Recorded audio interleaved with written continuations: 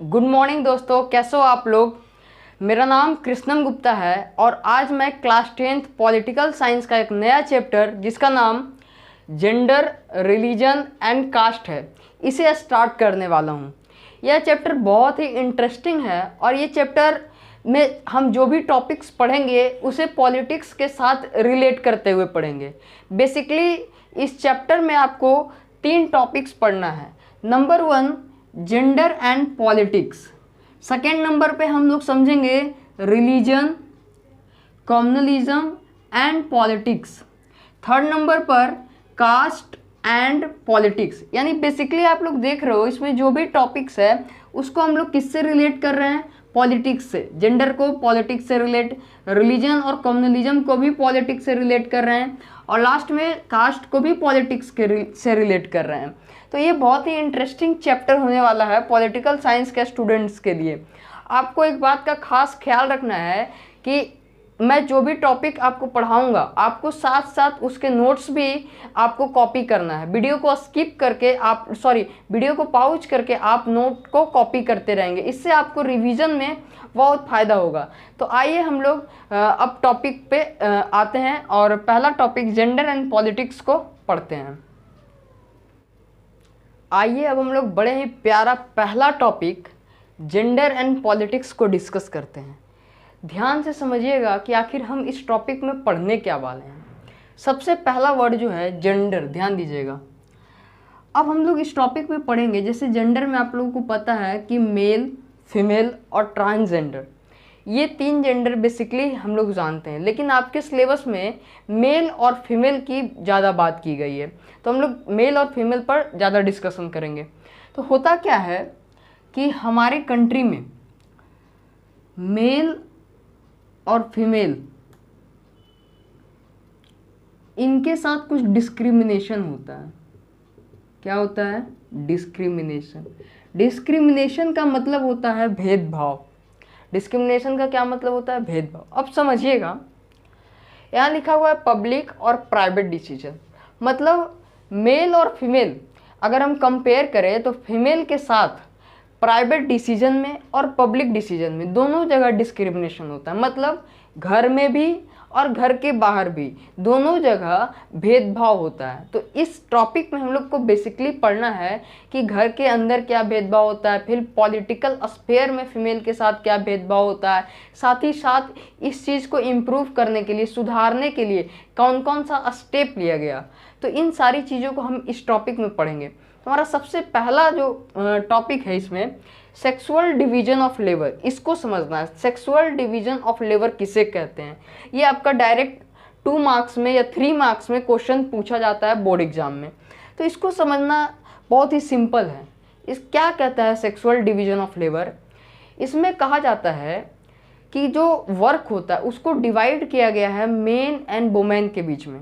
किसे? वर्क को मेन और वुमेन के बीच में डिवाइड किया गया। और जब काम को मेन और वुमेन के बीच में डिवाइड किया जा रहा था तो कुछ बातों का ध्यान रखा जा रहा था। पहला बात ध्यान दीजिएगा, क्वांटिटी ऑफ वर्क, यानी वो काम ज़्यादा है कम है। अगर ज़्यादा है तो मेन से करवाया जाएगा, कम है तो वो फीमेल से करवाया जाएगा। ये भी एक तरह का डिस्क्रिमिनेशन होता है। नंबर 2 क्वालिटी ऑफ वर्क, अगर कोई काम की क्वालिटी बहुत ज़्यादा है या उस काम को बहुत अच्छे तरीके से करना है तो फिर हम मेन के तरफ जाते हैं। क्यों? क्योंकि हम ऐसा समझते हैं कि वो काम वुमेन नहीं कर सकती है। Number 3 wages. वेजेस का मतलब होता है सैलरी। इसमें क्या होता है, मान लीजिए कि 10 घंटा अगर हम मेन से काम करवाएं और वही सेम काम 10 घंटा वुमेन से करवाएं तो मेन ज़्यादा सैलरी लेंगे और वुमेन क्या लेंगे, उसके कंपैरिजन में कम सैलरी लेंगे। तो इसमें भी डिवीज़न होता है। तो अगर वुमेन हमें कम सैलरी पे मिल जाती है तो हम वुमेन को रखते हैं, मेन को नहीं रखते हैं। यहाँ भी डिस्क्रिमिनेशन होता है वुमेन के साथ। तो सिंपल सा बात है कि सेक्सुअल डिवीजन ऑफ लेबर किसे कहा गया? Division of work on the basis of quantity of work, quality of work, wages provided for the same quantities and quality of work. और ये डिवीजन ऑफ वर्क किसके बीच होता है? मेल और female के बीच में। एक बार डेफिनेशन को देखते हैं। Sexual division of labour refers to division of different job, अलग अलग जॉब का डिवीजन या टाइप्स ऑफ वर्क, किसके किसके बीच, वुमेन एंड मेन। अच्छा, किस किस में डिफरेंस होना चाहिए, पहला क्वांटिटी ऑफ वर्क, दूसरा क्वालिटी ऑफ वर्क, तीसरा बेजेस प्रोवाइडेड यानी जो सैलरी प्रोवाइड किया जाता है। बेसिकली इसका मतलब क्या है, इसका मतलब इस लाइन में आपको समझ में आएगा कि there is discrimination on work between men and women, यानी जो काम होता है मेन और वुमेन के बीच में, इसमें डिस्क्रिमिनेशन किया जाता है। जैसे अभी आपने देखा कि अगर 10 घंटा मेन काम करता है तो उसे ज़्यादा सैलरी मिलती है उसी काम के लिए, सेम काम के लिए, लेकिन अगर वही काम वुमेन करती है तो उसे कम सैलरी मिलती है। ये बहुत पहले से चलता आ रहा है। एक नोट करके मैंने एक पॉइंट लिखवाया है, इसे आप ध्यान दीजिएगा। Women are suppose to be only work at home like cooking and men are suppose to only work from outside the home. एक स्टीरियोटाइप थिंकिंग चलती आ रही है कि जो वुमेन होगी वो सिर्फ घर का काम करेगी जैसे कुकिंग, और जो मैन होंगे वो आउटसाइड द होम यानी बाहर का काम करेंगे। ये ऐसी थिंकिंग चली आ रही है। तो सेक्सुअल डिवीजन ऑफ लेबर आपको समझ आया होगा, आप इसे नोट डाउन कीजिए, फिर मैं आगे बढ़ता हूँ। देखिए अब फेमिनिस्ट मूवमेंट को देखते हैं। देखिए बेसिकली फेमिनिस्ट मूवमेंट क्या है, ये एक ऐसा मूवमेंट है जिसमें वुमेन के कंडीशन को इम्प्रूव करने के लिए, किसके कंडीशन को, वुमेन के कंडीशन को इम्प्रूव करने के लिए ये मूवमेंट चलाया गया था। सबसे पहले तो ये जब मूवमेंट आया तो ये थोड़ा सा रेडिकल मूवमेंट था। रेडिकल करने का मतलब थोड़ा सा उग्र मूवमेंट था। अब देखिए ऐसा क्यों, क्योंकि आपको पता है कि वुमेन का कंडीशन थोड़ा सा ख़राब था, थोड़ा नहीं बहुत ज़्यादा ख़राब था, इसीलिए इस मूवमेंट को लाया गया था। इस मूवमेंट के द्वारा किन किन चीज़ों का डिमांड किया गया था, तो सबसे पहला चीज़ aimed at equality in personal and professional life, sorry family life, मतलब वुमेन को मेन के बराबर इक्वालिटी चाहिए था फैमिली लाइफ में भी और उसके पर्सनल लाइफ में भी। जैसे रिस्पेक्ट, और जो भी वर्क वो करती है उसमें भी उनको रिस्पेक्ट चाहिए था। जैसे अगर वो कोई बाहर जाके कोई अच्छा जॉब करना चाहती है तो ये जॉब करने की उन्हें आज़ादी चाहिए था, जो पहले नहीं मिलता था। तो ये फेमिनिस्ट मूवमेंट के द्वारा ये मांग किया गया। तीसरा ध्यान दीजिएगा, it also aims at improving the political and legal status, यानी पॉलिटिकल और लीगल स्टेटस में भी वुमेन का कंडीशन इम्प्रूव हो, इसके लिए फेमिनिस्ट मूवमेंट लाया गया। जैसे उनका एजुकेशनल और कैरियर अपॉर्चुनिटी, यानी उनको भी पढ़ने के लिए लोग बाहर भेजे, उनको भी जितना पढ़ने का उन्हें शौक़ है उन्हें पढ़ाया जाए, उनके अंदर जो भी पोटेंशियल है उसके अकॉर्डिंग उन्हें काम किया जाए, जिस फील्ड में वो जाना चाहते हैं उनके लिए उन्हें इंडिपेंडेंट दिया जाए। ये किसके द्वारा डिमांड किया जा रहा था, फेमिनिस्ट मूवमेंट आने के द्वारा। तो इस मूवमेंट को हम लोग क्या कहते हैं, फेमिनिस्ट मूवमेंट कहते हैं। अब हम लोग देखते हैं कि किन किन तरीक़ों से इंडिया में वुमेन के साथ डिस्क्रिमिनेशन होता था। एक तो हमने शुरू में देखा सेक्सुअल डिवीजन ऑफ लेबर, और फिर उसके बाद फेमिनिस्ट मूवमेंट आया। लेकिन अभी एक इम्पॉर्टेंट टॉपिक है कि किन किन तरीक़ों से इंडिया में वुमेन के साथ डिस्क्रिमिनेशन होता था। आइए जब तक आप इसे नोट कीजिए। देखिए बहुत ही इम्पॉर्टेंट टॉपिक अब हम लोग डिस्कस कर रहे हैं, इसे आप मार्क कर लीजिएगा, बोर्ड एग्जाम में आपके 5 मार्क्स में आएंगे। ये टॉपिक कहता है कि वुमेन के साथ इंडिया में किस तरीके से भेदभाव होता है, यानी वो कौन कौन तरीका है या किन किन चीज़ों में वुमेन के साथ इंडिया में भेदभाव होता है। तो सबसे पहले समझिएगा, low literacy rate among womens, मतलब क्या है कि लिटरेसी रेट वुमेन के लिए कम है इंडिया में। एग्जाम्पल के लिए एनसीईआरटी का डाटा देखें तो वुमेन का लिटरेसी रेट 54% है और मेन का लिटरेसी रेट 76% है। इसका क्या मतलब है, इससे ये समझ में आता है कि जो पेरेंट होते हैं, जो इंडियन पेरेंट हैं, वो अपने गर्ल चिल्ड्रन को नहीं पढ़ाना चाहते हैं, अपने बॉय चिल्ड्रन को एजुकेट करना चाहते हैं in comparison to girl children. तो यहाँ भी उनके साथ डिस्क्रिमिनेशन होता है, घर में भी। अगर वो पढ़ाना चाहें तो फिर लिटरेसी रेट कहीं ना कहीं बराबर रहता। तो सबसे पहला प्रॉब्लम है कि एजुकेशन नहीं देना चाहते हैं पेरेंट, या गवर्नमेंट ऑफ इंडिया भी बहुत सारे वो इनिशिएटिव नहीं ले रही है जिससे गर्ल चिल्ड्रन का एजुकेशन बढ़े। तब तब तो वुमेन का जो लिटरेसी रेट है वो कम है। तो ये सबसे पहला पॉइंट है। दूसरा पॉइंट है कि lesser proportion of women in job, यानी कोई भी आप जॉब देखिएगा तो उसमें वुमेन का जो रेशियो होगा वो कम होगा।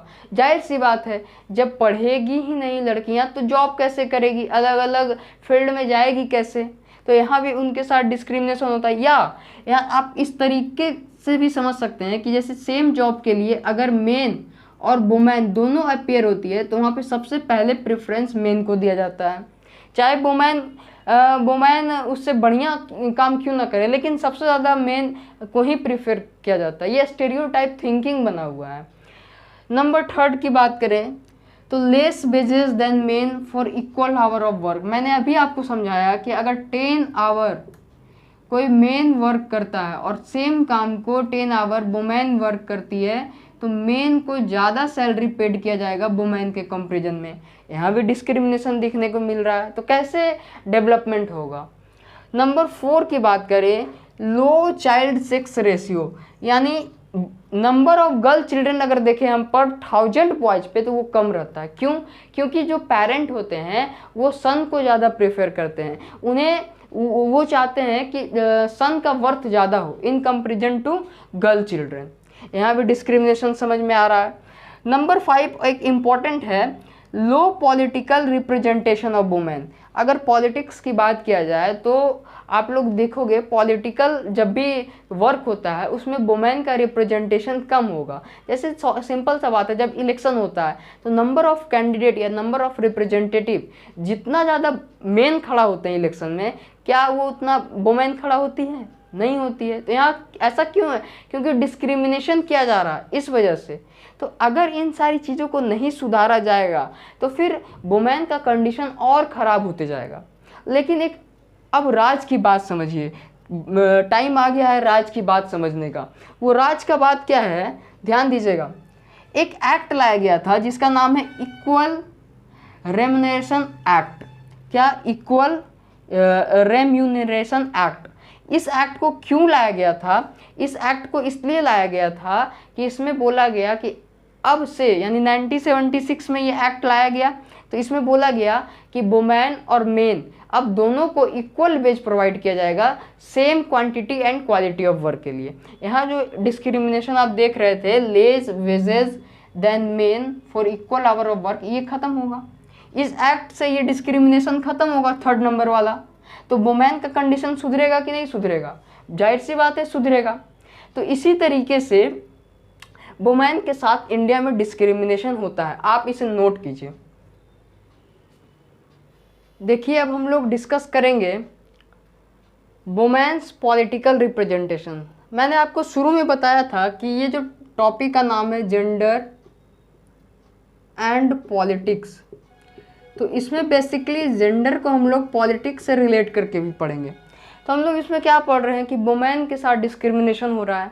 तो वुमेन के साथ जब डिस्क्रिमिनेशन हो रहा है तो अब वुमेन का कंडीशन हम थोड़ा सा पॉलिटिक्स के साथ जोड़ कर देखते हैं, जिसमें सबसे पहले हमको पढ़ना है वुमेन्स पॉलिटिकल रिप्रेजेंटेशन। यानी जब भी पॉलिटिकल रिप्रेजेंटेशन की बात आएगी तो वुमेन का वहाँ क्या कंडीशन है। तो आइए समझिए। आप लोगों को ये लेजिस्लेचर पता होगा, आई होप कि आपको पता होगा लेजिस्लेचर किसे कहते हैं। क्या बोल रहा है कि in India women representation in legislature is very low. Legislature में लोकसभा और राज्यसभा आते हैं, तो इसमें अगर हम लोग ध्यान दें तो वुमेन का रिप्रेजेंटेशन लेजिस्लेचर में बहुत ही कम है। जैसे फॉर एन एग्जांपल लोकसभा की बात करें तो लोकसभा में जो इलेक्टेड वुमेन का रिप्रेजेंटेशन है वो सिर्फ और सिर्फ 10% है। यानी इलेक्टेड वुमेन लोकसभा के अंदर जो पूरे भारत से चुन के जाती है वो उनका जनसंख्या सिर्फ 10% है, परसेंटेज अगर हम देखें तो। और स्टेट असेंबली की बात करें जो हर एक राज्य में स्टेट के अंदर इलेक्शन होता है, तो इसमें 5% से भी कम शेयर है वुमेन का। यानी जितने भी लोग चुने जाते हैं इलेक्शन में उसमें से 5% से कम लोग वुमेन कैंडिडेट होती है।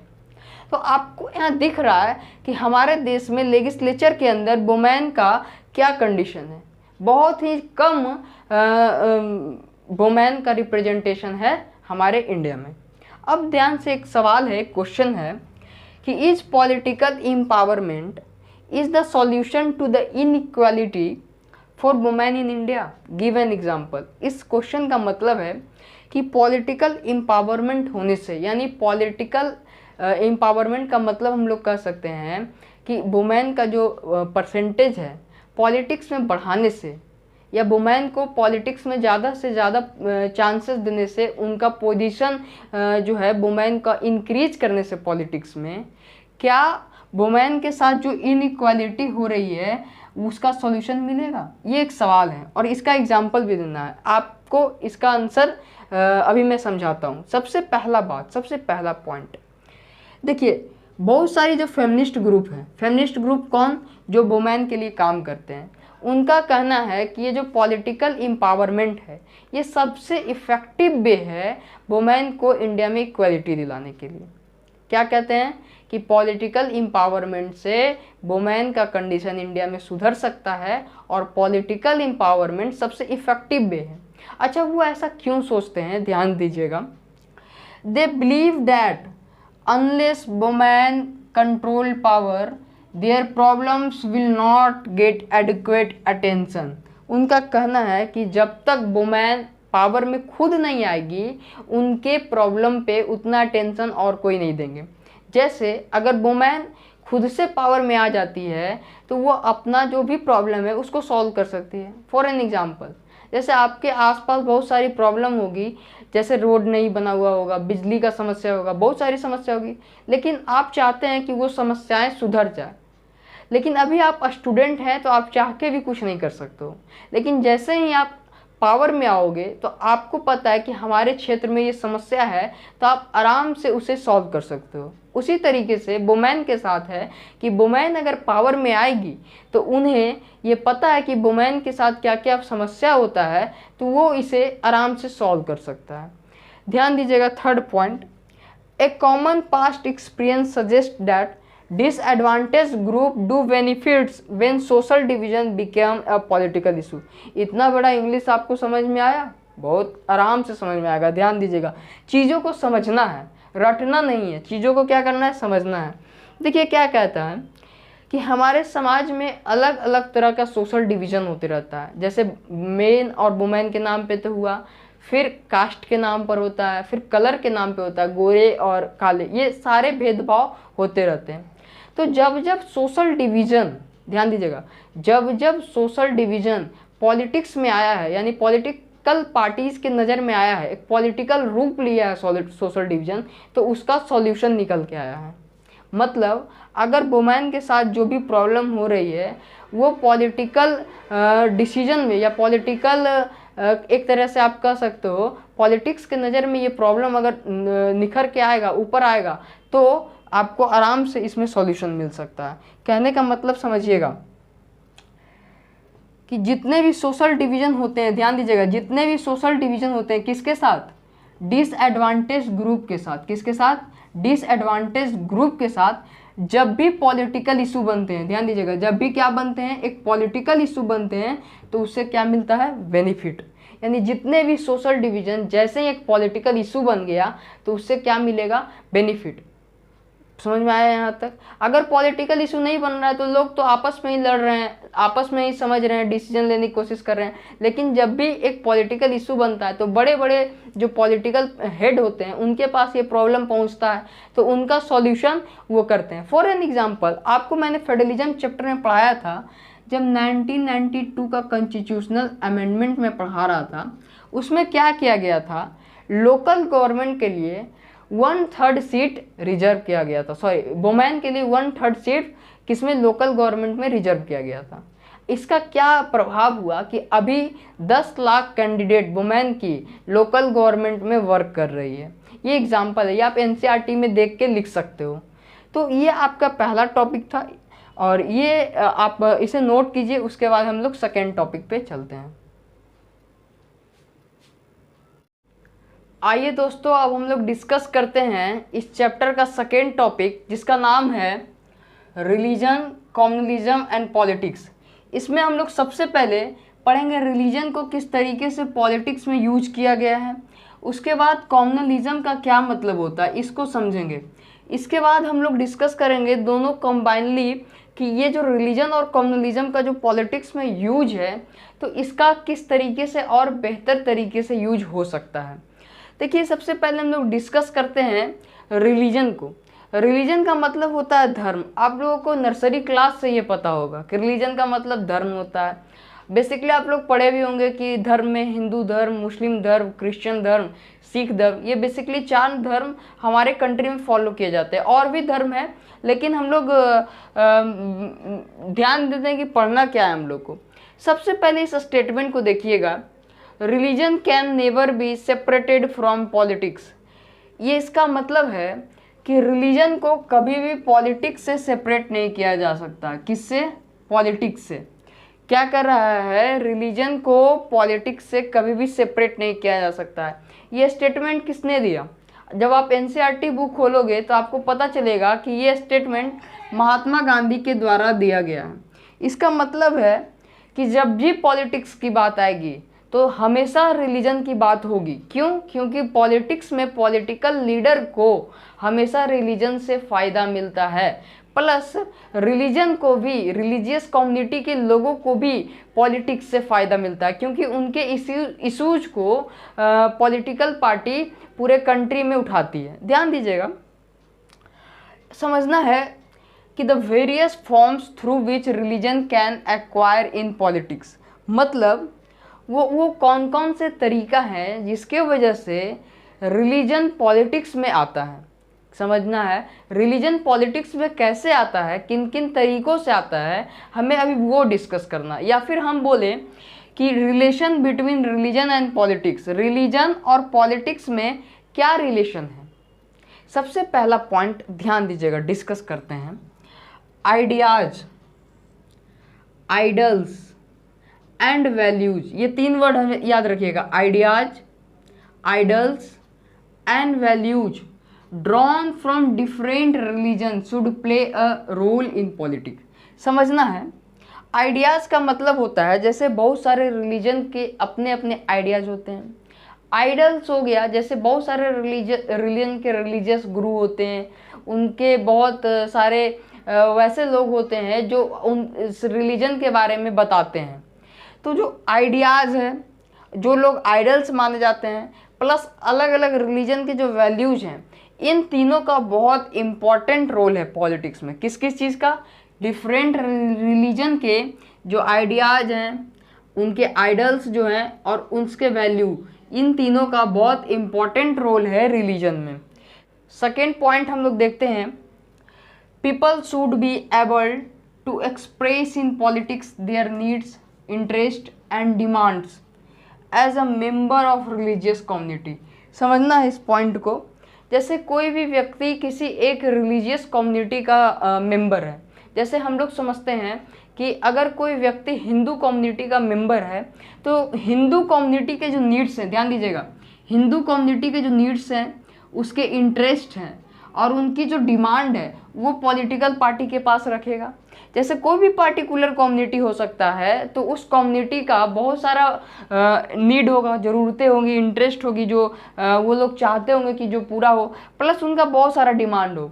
तो ये अगर कोई भी रिलीजियस कम्युनिटी का एक मेंबर है तो बहुत ईजिली वो पॉलिटिक्स में अपने नीड्स को, इंटरेस्ट को और डिमांड्स को रख सकता है, ताकि उनके नीड्स, इंटरेस्ट और डिमांड पर गवर्नमेंट काम करे। तो इस तरीके से रिलीजन पॉलिटिक्स में एक बहुत ही इम्पॉर्टेंट रोल प्ले करती है। नंबर 3 अगर हम लोग डिस्कस करें तो government should able to regulate the practice of religion to prevent discrimination. जैसे रिलीजन के बेसिस पे भी बहुत सारा डिस्क्रिमिनेशन होता है जो कि होना नहीं चाहिए, लेकिन गवर्नमेंट क्या कर सकती है कि बहुत सारे ऐसे पॉलिसीज़ लाती है जिससे क्या होता है कि रिलीजन के बेसिस पर जो डिस्क्रिमिनेशन होता है वो एलिमिनेट होता है, वो ख़त्म होता है। नंबर 4 देखिएगा, this political acts are not wrong as long they treat every religion equally. मतलब कि गवर्नमेंट की जो भी पॉलिसी है, ये सारी पॉलिसी तब तक गलत नहीं है तब जब तक वो सारे रिलीजन को इक्वली ट्रीट करती है। अगर मान लीजिए किसी एक रिलीजन को सुपीरियर और दूसरे को इन्फीरियर ट्रीट करने लगेगी गवर्नमेंट, तो गवर्नमेंट की जो पॉलिसीज़ होगी वो कंट्री में एकोमोडेशन नहीं करने देगा, मतलब सभी लोगों को एक साथ भाईचारे के साथ नहीं रहने देगा, देश का इन्वायरमेंट खराब हो सकता है इस तरीके से। तो जब तक हर एक रिलीजन को, एवरी रिलीजन को इक्वली ट्रीट करती है गवर्नमेंट, तब तक सारी पॉलिसीज सही है। तो हमने देखिए, ध्यान दीजिएगा, तो रिलीजन को किस तरीके से पॉलिटिक्स में यूज किया गया है। सबसे पहले हमने देखा कि आइडियाज, आइडल्स और वैल्यूज बहुत इंपॉर्टेंट रोल प्ले करते हैं पॉलिटिक्स में। उसके बाद people should be able to express in politics their needs, interest and demands, मतलब कोई भी रिलीजियस कम्युनिटी का मेंबर अपनी रिलीजन के नीड्स, इंटरेस्ट और डिमांड को सरकार के पास आराम से रख सकती है। तो ये सारे वेरियस फॉर्म्स है जिसके वजह से रिलीजन पॉलिटिक्स में आता है, या फिर हम लोग बोल सकते हैं रिलीजन और पॉलिटिक्स का यही रिलेशन है। यहाँ तक आपको समझ में आया। आगे अब हम लोग डिस्कस करेंगे कॉम्युनलिज्म, जब तक आप इसे नोट कीजिए। देखिए कॉम्युनलिज्म किसे कहते हैं वो समझते हैं हम लोग। ये जो वर्ड कॉम्युनलिज्म है, ये इसको समझना बहुत सिंपल है। कॉम्युनलिज्म का मतलब होता है, सिंपल शब्दों में अगर आप समझिएगा तो कॉम्युनलिज्म का मतलब होता है कि अपने रिलीजन को सुपीरियर दिखाना और दूसरे के रिलीजन को इन्फीरियर दिखाना, यानी जिस रिलीजन को आप फॉलो करते हो उस रिलीजन को और उसके आइडियाज को सुपीरियर दिखाना, और उसके सामने और भी जो अदर रिलीजन है और उसके जो आइडियाज हैं उनको इन्फीरियर दिखाना। इसका मतलब हुआ कि आप अपने रिलीजन, अपने उस रिलीजन के आइडियाज़ को ऊंचा दिखाओगे और दूसरों के रिलीजन और दूसरे के आइडियाज़ को नीचा दिखाओगे। इसको डेफिनेशन में देखते हैं। Communalism means promoting the idea of one religion within a particular group as superior, यानी कि आप जिस रिलीजन को फॉलो कर रहे हो उस रिलीजन के आइडियाज को क्या दिखाओगे, सुपीरियर दिखाओगे। कहाँ दिखाओगे भाई, किसी पार्टिकुलर ग्रुप में ही दिखाओगे, लोगों के सामने ही दिखाओगे। तो इसी में क्या लिखा हुआ है, with in a particular group. और दूसरों के रिलीजन को क्या आप शो करोगे, इन्फीरियर शो करोगे। अच्छा, इसी में आपको एक बात याद रखना है, और वो बात ऐसा है, इसको आप नोट डाउन करोगे। बात नंबर 1, अपने नोट में बात नंबर 1 लिखोगे।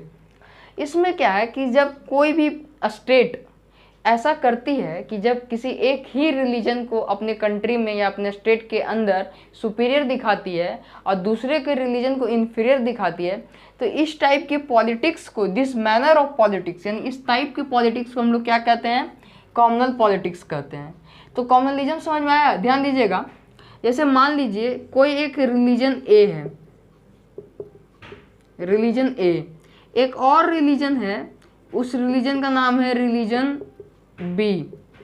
अब ये जो रिलीजन ए है, इसके जो आइडियाज रहेंगे उसको हम लोग सुपीरियर दिखाएंगे। क्या दिखाएंगे, सुपीरियर, यानी ऊंचा दिखाएंगे। हम लोग क्या दिखाएंगे, बिग दिखाएंगे, यानी उसके सामने कोई और नहीं। और जो रिलीजन बी है उसके आइडियाज़ को हम लोग क्या दिखाएंगे, इन्फीरियर दिखाएंगे, यानी क्या दिखाएंगे, स्मॉल, यानी छोटा। किसके कंपेयर में, रिलीजन ए के कंपेयर में। तो यहाँ हम लोग क्या कर रहे हैं, कॉम्युनलिज्म क्रिएट कर रहे हैं। तो अगर कोई स्टेट या कोई गवर्नमेंट इस टाइप की पॉलिटिक्स करती है तो उसे हम लोग क्या कहते हैं, कॉम्युनल पॉलिटिक्स। ध्यान दीजिएगा, इसको आप तब तक नोट कीजिए। देखिए अब हम लोग सीखेंगे कि किस तरीके से कॉम्युनलिज्म, ध्यान दीजिएगा, किस तरीके से कॉम्युनलिज्म पॉलिटिक्स में हिस्सा लेती है। जैसे अभी थोड़ी देर पहले पढ़ा हमने कि रिलीजन पॉलिटिक्स में किस तरीके से हिस्सा लेती है, तो अब हम लोग पढ़ेंगे कॉम्युनलिज्म किस तरीके से पॉलिटिक्स में हिस्सा लेती है। तो इसमें सबसे पहला पॉइंट आता है, ध्यान दीजिएगा, आपको समझना होगा कि बहुत सारे रिलीजियस कम्युनिटी में ऐसे लोग होते हैं जो अपने रिलीजन को बढ़ा चढ़ा के दिखाना चाहते हैं। वो चाहते हैं कि हमारे रिलीजन के लिए काम किया जाए और इस चीज़ का पॉलिटिकल इशू बनाते हैं, जिससे बहुत सारे पॉलिटिकल लीडर्स को, पॉलिटिकल पार्टी को फ़ायदा होता है। समझिएगा क्या कह रहा है पॉइंट्स में कि prejudice and stereotype of religious community. समझिए, यहाँ ध्यान दीजिएगा दोनों वर्ड पे, प्रीजुडिस और स्टीरियोटाइप। प्रीजुडिस और स्टीरियोटाइप का मतलब होता है वैसे लोग जो कि वैसे बात करते हैं जो कि फैक्चुअल और एक्चुअल रीजन पे बेसिस नहीं होता है। जिनका कोई फैक्ट नहीं है या फिर कोई भी ऐसा एक्चुअल एक्सपीरियंस नहीं है, तो उस लेवल पर बात करते हैं और सिर्फ अपने रिलीजियस कम्युनिटीज़ और उनके बिलीफ के लिए बात करते हैं। और समझिएगा ध्यान से, क्या करते हैं वो लोग, अपने रिलीजन को सुपीरियर दिखाते हैं, दूसरे के रिलीजन को इन्फीरियर दिखाते हैं। इससे क्या होता है कि पॉलिटिकल जो पार्टीज होती है उनके बीच सिर्फ एक रिलीजन का ही मैसेज पहुंचता है और वो चाहती है कि उस रिलीजन के लिए काम करके हम उसका वोट लें।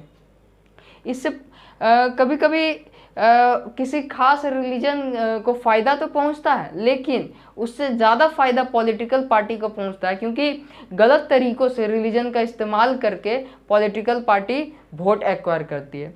अब सेकेंड पॉइंट देखिएगा, quest for the political dominance of one religious community. यही सेम बात कर रहा है कि किसी एक रिलीजन कम्युनिटी का अगर कोई कंट्री में डोमिनेंस है तो उस रिलीजियस कम्युनिटी का फ़ायदा उठाना चाहती है पॉलिटिकल पार्टी। वो चाहती है कि उस रिलीजियन कम्युनिटी का हेल्प लेके हम पॉलिटिकल डोमिनेंस में आए, पॉलिटिक्स में अपना पावर इस्टेब्लिश करें। Second thing, political mobilisation on religious line. इसका क्या मतलब हुआ कि अब मान लीजिए हम चाहते हैं कि हम पॉलिटिकल पार्टी का हेल्प लें, रिलीजियस कम्युनिटी का हेल्प ले, एक खास रिलीजन के लोगों का हेल्प ले जिससे हमें वोट मिले, तो हम क्या करेंगे? तो ध्यान दीजिएगा क्या क्या करती है। Use of sacred symbol religious leaders, यहाँ पे शायद कुछ मिस्टेक होगा, रिलीजियस लीडर्स नहीं होगा, या फिर एक बार चेक कर लीजिएगा एनसीईआरटी में, थोड़ा सा यहाँ मिस्टेक हो रहा है, बट यहाँ ध्यान दीजिएगा।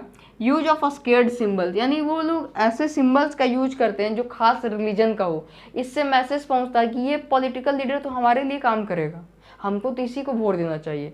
लेकिन वो कर क्या रहे हैं, उस रीजन का तो मतलब यूज किया जा रहा है सिर्फ वोट के लिए। लेकिन कभी कभी अच्छा काम भी करते हैं, जो रिलीजन इन्फीरियर रहता है उसके लिए कभी कभी अच्छा काम भी किया जाता है। सेकेंड पॉइंट है special appeal to the interest और इमोशन। कभी कभी किसी पॉलिटिकल पार्टीज जो होते हैं वो स्पेशल अपील करते हैं लोगों से, उनके इमोशन के साथ बात करते हैं। जैसे किसी का आस्था किसी भगवान से जुड़ा है तो उस आस्था के बारे में लोगों को बता के वोट लेना चाहते हैं, या फिर चाहते हैं कि उस आस्था को रखते हुए हमें वोट मिले। एक चीज़ आपको मैं बता देना चाहता हूँ, जब भी इस तरीके का टॉपिक आता है, कम्युनलिज्म टॉपिक आता है, तो लोग थोड़ा सा वायलेंस हो जाते हैं, मतलब थोड़ा सा अपने आप को उग्र बना लेते हैं। लेकिन उससे पहले मैं आपको एक चीज़ बताना चाहूँगा। एक वर्ड होता है वैल्यू न्यूट्रलिटी। आपको अपने जहन में, अपने कैरेक्टर में इसे इंक्लूड करना है, वैल्यू न्यूट्रलिटी। इसका मतलब क्या होता है कि अगर आपको कोई भी चीज़ नया सीखना है तो आपको अपने जो आइडियाज़ है, आप जो जानते हैं उसी को पकड़ के नहीं बैठना है। मतलब जब तक आप अपने आइडियाज़ से बाहर नहीं निकलोगे, मतलब आप अपने आइडियाज़ को ही सिर्फ सुपीरियर मान लोगे, तो आप नई चीज़ें सीख नहीं पाओगे। और यही चीज़ सिखाता है हमें वैल्यू न्यूट्रलिटी। तो आपको जब भी कम्युनलिज्म जैसे टॉपिक पर डिबेट करना हो या ऐसे टॉपिक डिस्कस करना हो, तो आपको सबसे पहले वैल्यू न्यूट्रलिटी अपने अंदर, अपने कैरेक्टर के अंदर डेवलप करना चाहिए। अच्छा ध्यान दीजिए, कम्युनल पॉलिटिक्स आपको समझ में आया कि कम्युनल पॉलिटिक्स किसे कहते हैं। अभी मैंने डिस्कस किया कि जब भी कोई एक रिलीजन को सुपीरियर दिखाया जाए और दूसरे के रिलीजन को इन्फीरियर, तो क्या कहलाएगा? Communal politics. लेकिन worst form of communal politics क्या है? यानी कम्युनल पॉलिटिक्स अगर कोई गवर्नमेंट करती है तो उसमें सबसे बुरा चीज़ क्या हो सकता है? उसमें सबसे बुरा चीज़ हो सकता है कम्युनल वायलेंस या राइट, दंगा फसाद हो सकता है। अगर कोई रिलीजन को ही सुपीरियर दिखाओगे तो दूसरा रिलीजन तो अपना डिमांड करेगा ही। तो पॉलिटिकल पार्टी को तो कोई प्रॉब्लम नहीं होगा, लेकिन दोनों रिलीजियस कम्युनिटी के लोग क्या करेंगे? अपने साथ वायलेंस करेंगे, जिससे एक बड़ा रूप लेके राइट्स हो सकता है, यानी दंगा फसाद हो सकता है। तो देखिए, अब इस सारे चीज़ों का सॉल्यूशन क्या है, इसको अब हम लोग डिस्कस करते हैं। इसे आप तब तक नोट कीजिए। देखिए, अब हम लोग डिस्कस करते हैं सेकुलर स्टेट। सेकुलर स्टेट समझने से पहले एक वर्ड आप लोग समझ लीजिएगा, सेकुलरिज्म। सेकुलरिज्म का मतलब होता है कि इसमें क्या होता है कि हम लोग एक दूसरे के रिलीजन को रिस्पेक्ट करते हैं, आदर सम्मान करते हैं और मिलजुल कर साथ रहते हैं। तो जिस भी स्टेट में या जिस भी कंट्री में सेकुलरिज्म को फॉलो किया जाएगा, वहाँ सेकुलर स्टेट का क्रिएशन होगा। इसमें पढ़ना क्या है बेसिकली समझिएगा आप लोग। अभी तक हमने पढ़ा कि कम्युनलिज्म किस तरीके से पॉलिटिक्स में आता है, रिलीजन का यूज किस तरीके से पॉलिटिक्स में होता है। तो उसमें हमने देखा कि कई बार जो पॉलिटिकल लीडर होते हैं वो किसी एक रिलीजन का यूज करते हैं अपने वोट के लिए। तो हमारे संविधान में ऐसे कौन कौन से प्रोविज़न दिए गए हैं जिसके वजह से इंडिया में कभी भी रिलीजन को लेकर लड़ाई नहीं होता, या फिर ऐसे ऐसे कौन से प्रोविज़न है जिसके वजह से हम लोग बहुत ही अच्छे तरीके से और शांति से मिलजुल कर रहते हैं। सबसे पहले समझिएगा, number 1, there is no official religion for state of India. अगर आप देखोगे तो हमारे कंट्री में कोई भी ऑफिशियल रिलीजन नहीं है कि आपको ज़रूरी है कि इस रिलीजन को मानना है। आप इस देश में रह रहे हो तो आप किसी भी रिलीजन को फॉलो कर सकते हो। कोई ऐसा आपके ऊपर प्रेशर नहीं है कि आपको इस खास रिलीजन को ही मानना है। इससे क्या होता है कि जो लोग जिस रिलीजन को मान रहे हैं उसमें अपना खुशी से रहते हैं। ध्यान दीजिएगा, second point, the constitution provides freedom to profess, practice and propagate any religion. हमारा जो संविधान है किसी भी रिलीजन को प्रोफेस करने का, प्रैक्टिस करने का और प्रोपेगेट करने का फ्रीडम प्रोवाइड करती है। अच्छा ये देखिए, ये जो तीनों वर्ड है प्रोफेस, प्रैक्टिस और प्रोपेगेट, ये तीनों बच्चे रट तो लेते हैं लेकिन इनको पता नहीं होता है। मैं आपको होमवर्क दे रहा हूँ, HW दे रहा हूँ कि सबसे पहले इस वीडियो के बाद आपको ये तीनों जो वर्ड है इसका मीनिंग आपको चेक करना है, ठीक है। ये होमवर्क रहा आपका। थर्ड क्या है कि हमारा जो कॉन्स्टिट्यूशन है कि अगर किसी भी रिलीजियस ग्रुप पे डिस्क्रिमिनेशन होता है, ध्यान दीजिएगा, अगर किसी भी रिलीजियस ग्रुप के साथ डिस्क्रिमिनेशन होता है तो हमारा संविधान बिल्कुल इसके अगेंस्ट है। हमारे संविधान में बहुत सारे ऐसे रूल बना हुआ है कि किसी भी लोग के साथ अगर रिलीजियस लेवल पर कोई प्रॉब्लम क्रिएट करता है तो उससे सज़ा मिलेगा। इससे क्या हो रहा है, इससे हमारे देश में सभी लोग मिलजुल कर रहेंगे और एक सेकुलर स्टेट का क्रिएशन हो रहा है।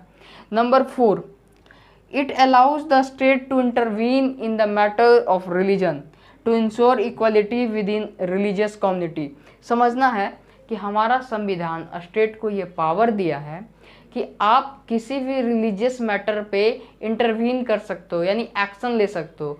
अगर किसी के साथ गलत हो रहा है तो स्टेट के पास संविधान के द्वारा ये पावर दिया गया है कि वो किसी भी रिलीजियस मैटर पे कार्रवाई कर सकता है अगर किसी के साथ गलत हो रहा है तो देखिए सेकुलर स्टेट के क्रिएशन से क्या होगा कि किसी भी कम्युनिटी में या किसी भी कंट्री के अंदर एक पीसफुल इन्वायरमेंट बन के रहेगा और सारे लोग मिलजुल कर और खुशी से रहेंगे। हमने जो पहले डिस्कस किया था कम्युनलिज्म और रिलीजन का कैसे यूज होता है पॉलिटिक्स में, उसको ठीक करने के लिए हमारे संविधान ने कुछ ऐसे ऐसे प्रोविज़न दिए हैं जिससे इंडिया में सेकुलर स्टेट का क्रिएशन हो रहा है और साथ ही साथ इन पीस का इन्वायरमेंट भी क्रिएट हो रहा है। तो इसको एक क्वेश्चन के फॉर्म में हमने डिस्कस किया कि how the ideas of secular state found its place in the constitutional provision of India, यानी किस तरीके से सेकुलर स्टेट के आइडियाज हमारे कॉन्स्टिट्यूशनल प्रोविजन में आए हैं। तो ये सारे पॉइंट आपको समझ में आया कि कोई भी ऑफिशियल रिलीजन नहीं है, किसी भी रिलीजन को का फ्रीडम है प्रोफेस करने का, प्रोपेगेट करने का, प्रैक्टिस करने का।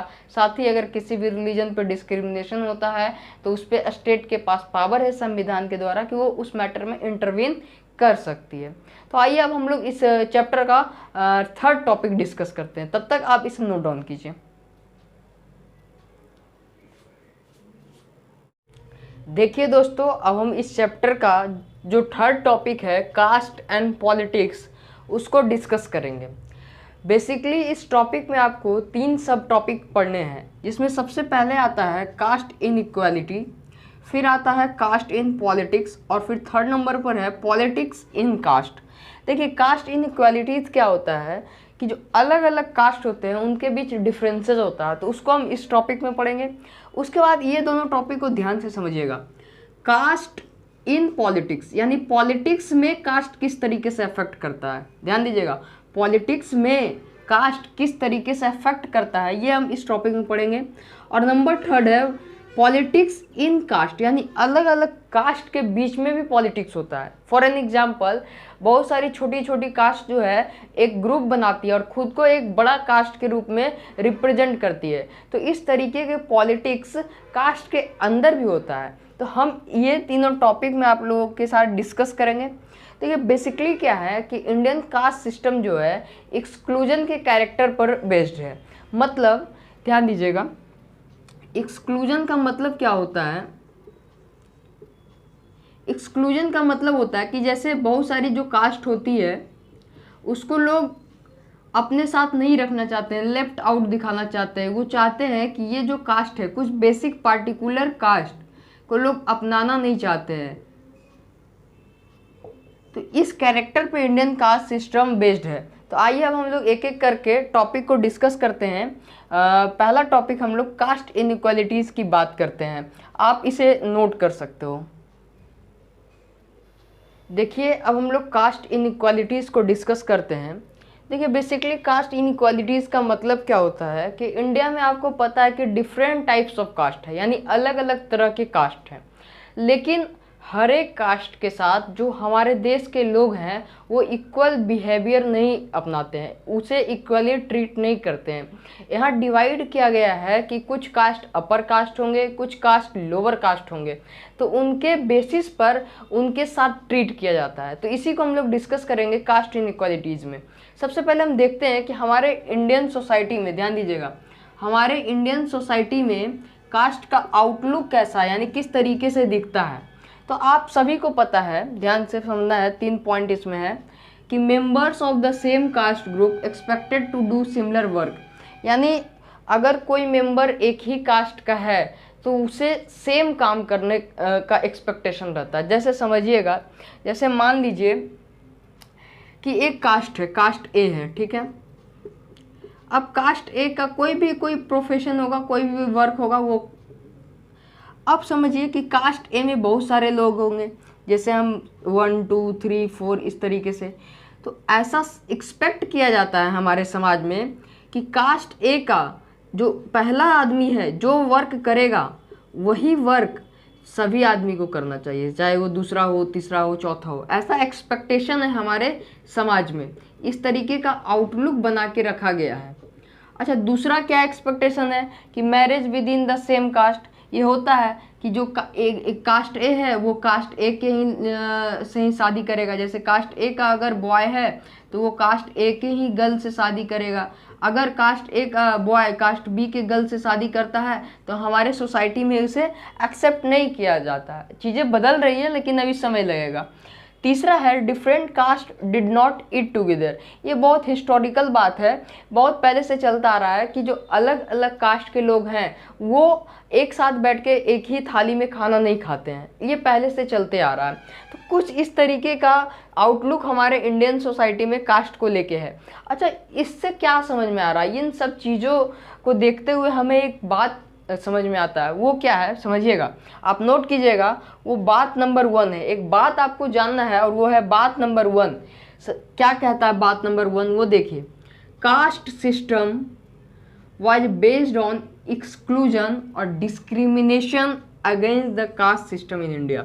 ध्यान दीजिएगा, हमारे देश में, अभी मैंने थोड़ी देर पहले भी बताया आपको कि इंडिया का जो कास्ट सिस्टम है वो एक्सक्लूजन के कैरेक्टर पर बेस्ड है और डिस्क्रिमिनेशन होता है। यहाँ आपको यही देख के समझ में आ रहा होगा, जैसे डिस्क्रिमिनेशन कैसे होता है। ध्यान दीजिएगा कि यहाँ डिवाइड किया गया है अपर कास्ट और लोअर कास्ट में, तो इनको इक्वल ट्रीट नहीं किया जा रहा है। तो जब इक्वल ट्रीट नहीं किया जा रहा है तो इससे क्या होता है? इससे डिस्क्रिमिनेशन बढ़ता है, भेदभाव होता है, ना ही दोनों को इक्वल रिस्पेक्ट मिलता है।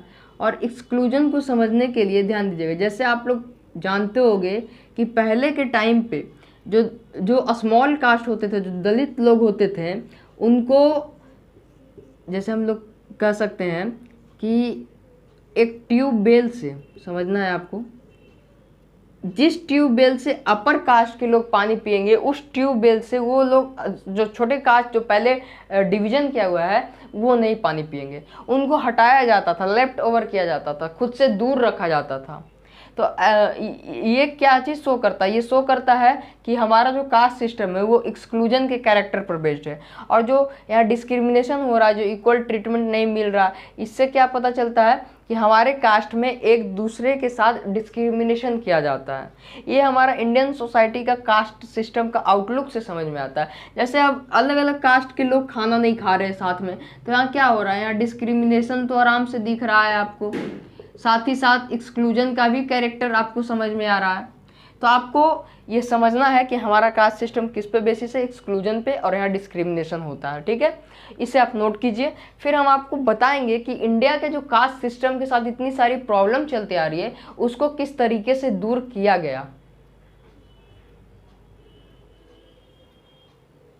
देखिए, अब हम लोग यहाँ देखते हैं कि हमारे देश में जो कास्ट सिस्टम चलते आ रहा है तो इसको ब्रेक कैसे किया गया। यानी इतना जो हमारे देश में कास्टिज्म को लेके इनइक्वालिटीज़ थी, इसको धीरे धीरे किस तरीके से तोड़ा गया, हटाया गया।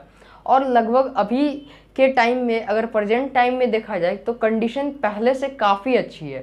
तो उस पर कुछ पॉइंट्स है। सबसे पहला पॉइंट है efforts of the political leader and social reformer.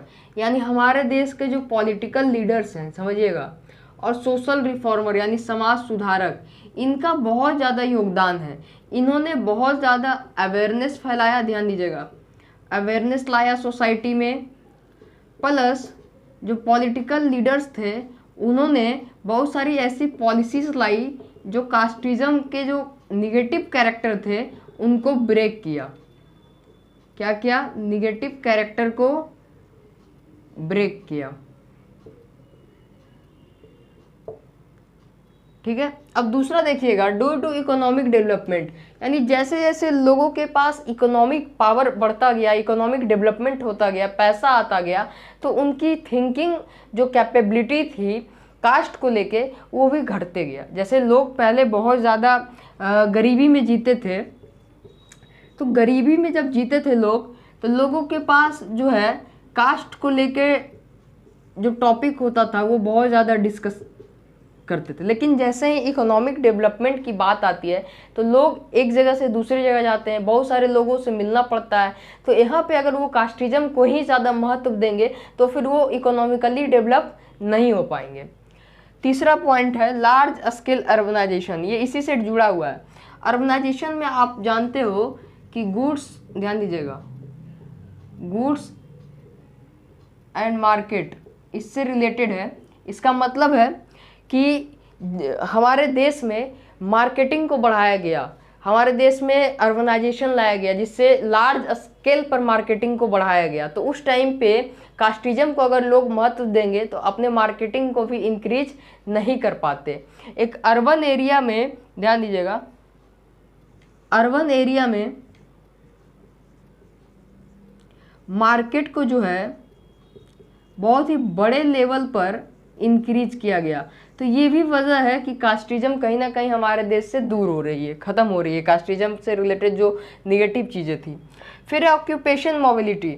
इसका मतलब है जैसे अब मान लीजिए कि हमें ऑक्यूपेशन के लिए कहीं दूसरे जगह जाना हो, तो ऑक्यूपेशन के लिए दूसरी जगह क्यों जाएंगे, रोजगार के लिए क्यों जाएंगे, क्योंकि हमें आसपास रोजगार नहीं मिल रहा है। तो जब हम वहाँ रोजगार के लिए जाएंगे तो हम वहाँ ये थोड़ी देखेंगे कि हमें किस कास्ट के लोगों के साथ काम करना पड़ेगा, हम तो ये देखेंगे ना कि हमारा इकोनॉमिक डेवलपमेंट किस तरीके से वहाँ हो।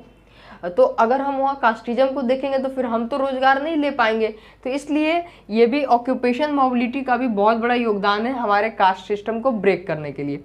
और लास्ट पॉइंट है द डिक्लाइन ऑफ लैंड लॉर्डलिज्म। पहले जमींदारी प्रथा चलती थी, वो भी धीरे धीरे खत्म हुआ, जिसके वजह से भी हमारे देश में कास्ट सिस्टम ब्रेक हुआ। इसको नोट कीजिए, फिर हम अगले स्लाइड में आपको कास्ट इन पॉलिटिक्स पढ़ाएंगे।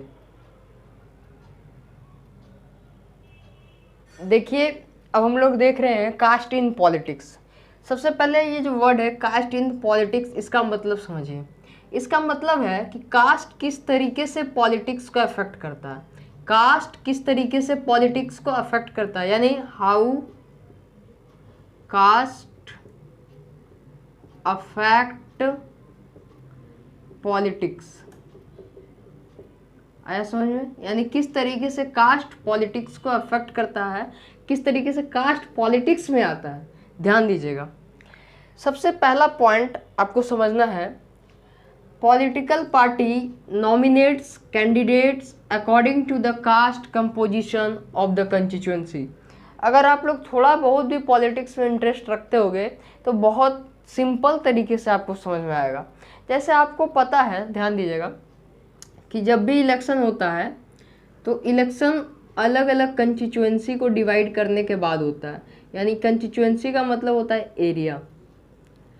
अब ध्यान दीजिएगा, इस कंस्टिट्यूएंसी में कास्ट कैसे अफेक्ट करेगा। मान लीजिए इसमें बहुत सारे कास्ट होंगे, ए बी सी डी।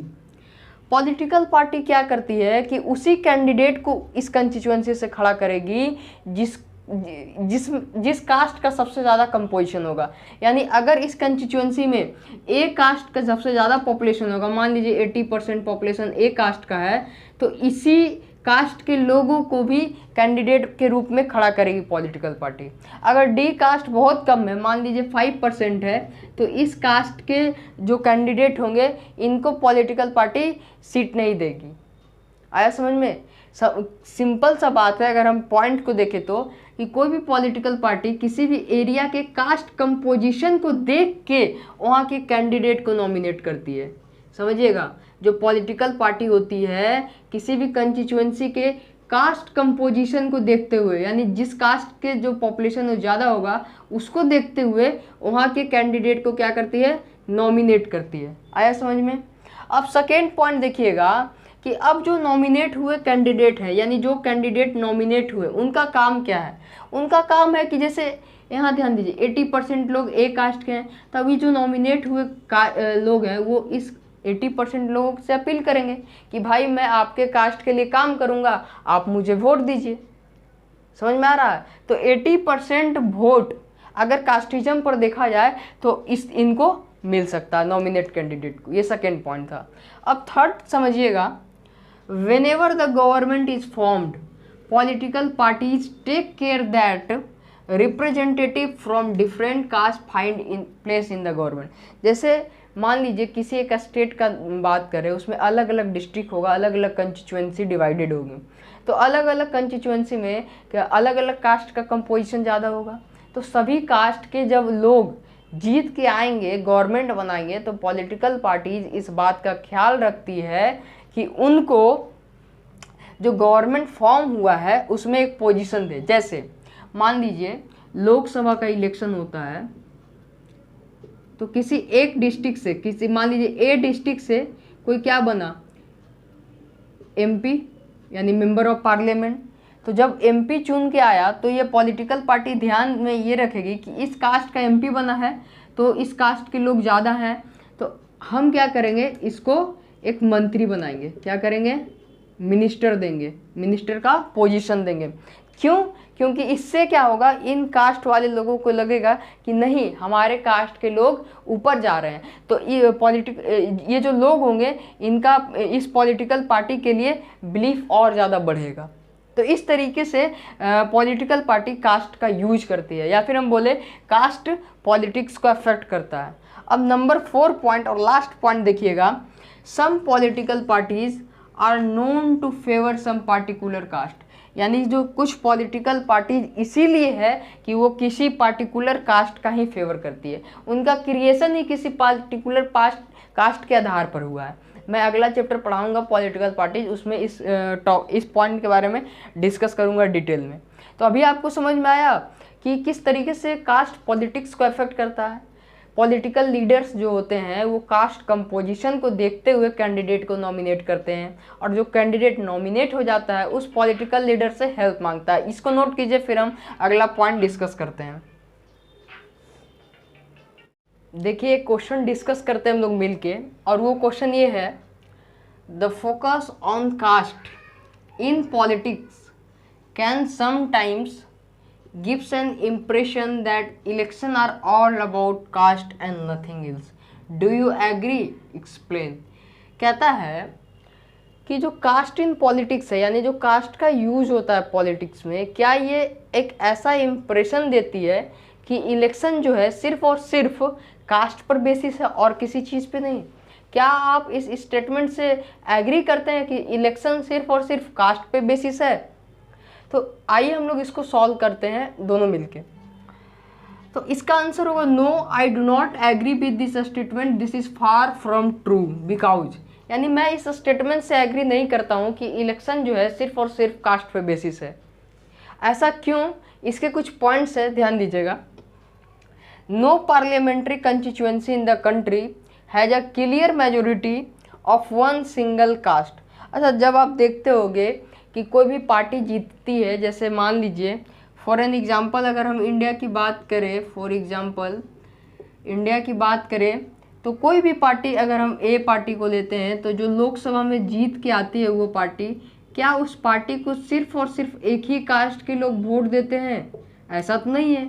अगर सिर्फ और सिर्फ एक ही कास्ट के लोग वोट देते तब हम कह सकते थे कि election are all about caste, लेकिन ऐसा तो बिल्कुल भी नहीं है। और सेकेंड पॉइंट देखें तो no party wins the votes of all the voters of caste और कम्युनिटी। मान लेते हैं, एक टाइम के लिए मान भी लेते हैं कि अगर किसी एक पार्टी को कोई कास्ट के लोग वोट दे रहे हैं तो क्या उस कास्ट के सारे लोग उसी पार्टी को वोट देते हैं? ऐसा भी बिल्कुल ट्रू नहीं है। अगर ऐसा रहता कि एक पार्टी के एक कास्ट के सारे लोग उन्हें वोट देते हैं तब भी हम कह सकते थे election are all about caste, लेकिन ऐसा तो बिल्कुल नहीं हो रहा है। और लास्ट नंबर पर ये पॉइंट बिल्कुल समझना चाहिए आप लोगों को कि अगर इलेक्शन सिर्फ और सिर्फ कास्ट पर बेसिस होता तो जो पार्टी एक बार किसी कास्ट का वोट लेके आ जाती है सत्ता में जीत के, तो नेक्स्ट टाइम फिर से उसे ही जीतना चाहिए, लेकिन ऐसा तो होता नहीं है, वो बार बार इलेक्शन हारती है। जैसे देखिए, the ruling party and the sitting MP और MLA frequently lose election in our country. For an example मैं समझाता हूँ आपको। मान लीजिए किसी एरिया का एमपी है, वो किसी एक कास्ट का वोट लेके जीता है, तो अगर एक बार वो किसी एक कास्ट का वोट लेके जीता है तो अगर election are all about caste ही है तो अगली बार भी वो एक कास्ट का वोट लेके जीत जाना चाहिए। लेकिन ये एमपी हार जाता है, यानी कि इलेक्शन में अगली बार लॉस हो जाता है, इसको लूज इलेक्शन को हार जाता है। तो इसका मतलब क्या है? इसका मतलब है कि अगली बार उसको इस कास्ट के लोगों का वोट नहीं मिला। तो इससे साफ जाहिर होता है कि election are not all about caste. Election में और भी चीज़ें होती है, और भी मुद्दे होती है, डेवलपमेंट की भी बात होती है, तब भी कोई पार्टी या कोई पॉलिटिकल लीडर इलेक्शन जीतता है। तो सिर्फ ये कहना कि election are all about caste, ये बिल्कुल भी ट्रू नहीं है। देखिए, अब हम लोग नेक्स्ट स्लाइड में देखते हैं, इसमें हमने क्या देखा? Caste in politics. तो नेक्स्ट स्लाइड में हम लोग देखेंगे पॉलिटिक्स इन कास्ट। आप लोग इसे नोट डाउन कीजिए, ध्यान दीजिए। हम लोग पढ़ रहे हैं पॉलिटिक्स इन कास्ट। देखिए, पॉलिटिक्स इन कास्ट का क्या मतलब है? इसका सिंपल सा मतलब है, ध्यान दीजिएगा, कि कास्ट के अंदर पॉलिटिक्स कैसे की जाती है। कास्ट के अंदर पॉलिटिक्स कैसे की जाती है, इसको हम लोग समझते हैं एक राज की बात जान के। अब वो राज की बात क्या है, आप नोट डाउन कीजिएगा अपने नोटबुक में। राज नंबर 1, एक लाइन है, it is not politics that caste ridden. ध्यान दीजिएगा, it is not politics that caste ridden. इसका मतलब है कि सिर्फ कास्ट जो है पॉलिटिक्स को अफेक्ट नहीं करता, सिर्फ कास्ट जो है पॉलिटिक्स को अफेक्ट नहीं करता है। It is the caste that gets politicised. मतलब कभी कभी कास्ट के अंदर भी पॉलिटिक्स होता है, कभी कभी कास्ट के अंदर भी पॉलिटिक्स होता है। अब कैसे होता है उसको हम लोग समझते हैं। बहुत सिंपल सा 3 पॉइंट है, उसको देखिए। क्या होता है कभी कभी कि जो छोटे छोटे कास्ट होते हैं, ईच कास्ट ग्रुप जो छोटे छोटे होते हैं, वो कोशिश करते हैं कि एक साथ आके एक बिगर कास्ट ग्रुप बनाए। क्या बनाए? बिगर कास्ट ग्रुप। अब ऐसा वो क्यों करना चाहते हैं? कि इसलिए क्योंकि उसके बाद वो पॉलिटिक्स में अच्छे से हिस्सा ले सकते हैं। जो छोटे छोटे सब कास्ट है वो लोग एक साथ आके एक बिगर ग्रुप बनाते हैं और एक साथ एक यूनिट बनाते हैं, जिससे उनको बेनिफिट होता है कि वो पॉलिटिक्स में हिस्सा ले पाएंगे। नंबर सेकंड क्या है? सेम बातें वही है कि various caste groups are required to enter into a collision with other caste. देखिए बहुत सारे कास्ट जो होते हैं दूसरे कास्ट के साथ भी कॉलिजन बनाते हैं, यानी एक साथ आते हैं। क्यों आते हैं? उनका ये मकसद होता है कि जब वो एक साथ एकजुट होंगे तो बहुत सारे मैटर्स पर डिफरेंट मैटर्स पर बात कर सकते हैं और नेगोशिएशन कर सकते हैं, यानी चर्चा कर सकते हैं अलग अलग टॉपिक पर। इससे क्या हो रहा है? इससे कास्ट के अंदर पॉलिटिक्स हो रही है। इससे आपको समझ में आ रहा है। अब देखिए थर्ड पॉइंट क्या है कि new kind of caste group have enter politics like backward and forward caste. बहुत सारे जो नए नए कास्ट ग्रुप होते हैं वो पॉलिटिक्स में एज अ बैकवर्ड कास्ट या फॉरवर्ड कास्ट भी आना चाहते हैं। इससे समझ में आ रहा है कि कास्ट के अंदर भी पॉलिटिक्स होता है। देखिए आपने ये चैप्टर को अच्छे से पढ़ा, आपने कास्ट और पॉलिटिक्स के बारे में भी पढ़ा। अब मैं आपको एक HW क्वेश्चन दे रहा हूँ। HW आपको ये बताना है कि पॉलिटिक्स और कास्ट के बीच में पॉजिटिव और निगेटिव रिलेशन क्या है। ध्यान दीजिएगा, पॉलिटिक्स और कास्ट के बीच में पॉजिटिव और निगेटिव रिलेशन क्या है। जैसे फॉर एन हिंट मैं दे देता हूँ कि अगर हम निगेटिव रिलेशन का बात करें तो कभी कभी पॉलिटिकल पार्टी कास्ट का यूज करके इलेक्शन जीतती है, लेकिन अगर हम पॉजिटिव का बात करें तो बहुत सारा जो डिप्रेस्ड कास्ट है, बहुत सारा जो लोअर कास्ट है, उनको पॉलिटिक्स में रिप्रेजेंटेशन मिला, साथ ही साथ उनके डेवलपमेंट के लिए बहुत सारे पॉलिटिकल पार्टी ने काम किया। इसका आंसर आपको खुद से लिखना है। अब देखिए ये पूरा चैप्टर आपका बिल्कुल समाप्त होता है। अब बोर्ड एग्जाम का कोई भी क्वेश्चन आप इजीली सॉल्व कर सकते हो। आप अब आसपास मिठाइयाँ बंटवा दीजिए, क्योंकि आपका ये चैप्टर जो है बहुत ही स्मूथ तरीके से समाप्त हुआ। आपको अगर ये लेक्चर वीडियो लेक्चर पसंद आया हो तो आप मेरे इस वीडियो को लाइक कर सकते हैं, अपने जूनियर्स के पास, अपने दोस्तों के पास शेयर कर सकते हैं और मेरे चैनल लर्निंग गुप्ता को आप सब्सक्राइब कर सकते हैं। अगर आपको कोई भी क्वेरी पूछनी हो तो मेरे इंस्टाग्राम अकाउंट, मैं इसका नाम यहाँ पे लिख देता हूँ, इस पे आप क्वेरी पूछ सकते हो। आप मुझे मैसेज करोगे, मैं आपके क्वेरी का आंसर दूंगा। साथ ही साथ आप कमेंट सेक्शन में भी कोई भी क्वेरी आपकी अगर होती है तो आप मुझसे पूछ सकते हो। Thank you. आप लोग मेहनत करते रहो, आगे बढ़ते रहो। All the best.